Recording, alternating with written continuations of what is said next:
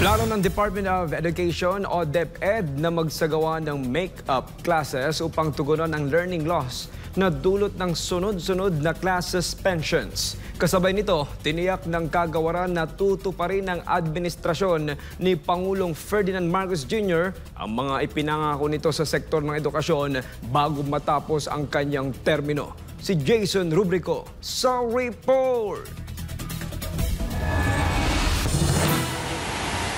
Bunsod ng mga bagyo at habagat, maraming lugar sa bansa ang nakaranas ng malawakang pagbaha na naging dahilan ng sunod-sunod na kanselasyon ng klase.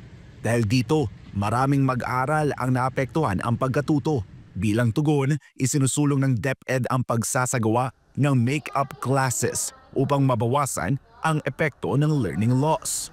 Plano talaga natin mag-makeup classes dahil kung hindi natin gawin yan, masyadong malaki yung mawawala sa ating mga kabataan. Ayon kay Education Secretary Sani Angara, ang schedule ng makeup classes ay nakadepende sa pamunuan ng bawat paaralan at isinasaalang-alang din ang availability ng mga guro. Depende na yun sa mga schools kung kailan na pwedeng dagdag lang na oras sa weekdays, pwede rin gawing sa Sabado. Depende rin yan. Ititingnan din natin yung schedule ng mga teachers dahil gusto natin na nagpapahinga din yung ating mga teacher. Samantala, inilunsad ng DepEd ang Quality Basic Education Development Plan nitong Martes na layuning ipagpatuloy at palalimin ang mga reforma sa edukasyon. Aminado ang ahensya na nasa krisis ang kasalukuyang kalagayan ng edukasyon sa bansa at umaasa silang matutugunan ito sa tulong ng naturang development plan.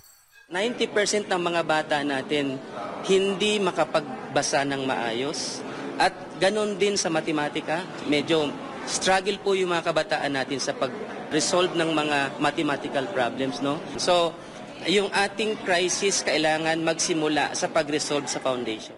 Ayon sa DepEd, umiikot ang Quality Basic Education Development Plan sa tatlong pangunahing puwersa, kabilang ang decentralization o pagbibigay ng kapangyarihan at kontrol sa mga local school leaders, pakikipagtulungan sa pribadong sektor at digitalization. Para kay Senator Win Gatchalian, napapanahon ang paglulunsad ng nasabing development plan dahil ito ang magsisilbing gabay upang unti-unting maisaayos ang sistema ng edukasyon sa bansa. Bilang suporta ay titiyakin naman daw ni Gatchalian na ang 2026 budget ay magiging education budget. Bibigyan ho namin ng prioridad ang edukasyon dito po sa darating na 2026 budget. Kaya magkikipagtulungan ho kami sa DepEd para gawing realidad yung mga pangarap at yung mga plano ng Department of Education sa pamamagitan po ng 2026 budget. Halos 1 trillion pesos ang inilaang pondo ng Department of Budget and Management para sa DepEd sa 2026 national budget. Tiwala naman si Secretary Angara na tutuparin ng administrasyon ni Pangulong Ferdinand Marcos Jr. ang mga ipinangako nito sa sektor ng edukasyon bago matapos ang kanyang termino. Bago bumaba po sa pwesto si Pangulong Bongbong, palagay ko totoo lahat ng sinabi niya sa kanyang SONA. Kabilang sa mga pangakong binanggit ni Marcos Jr. sa kanyang State of the Nation address ay ang pagtugon sa learning crisis at ang pagtatayo ng 40,000 classrooms bago matapos ang kanyang termino sa pakikipagtulungan sa pribadong sektor.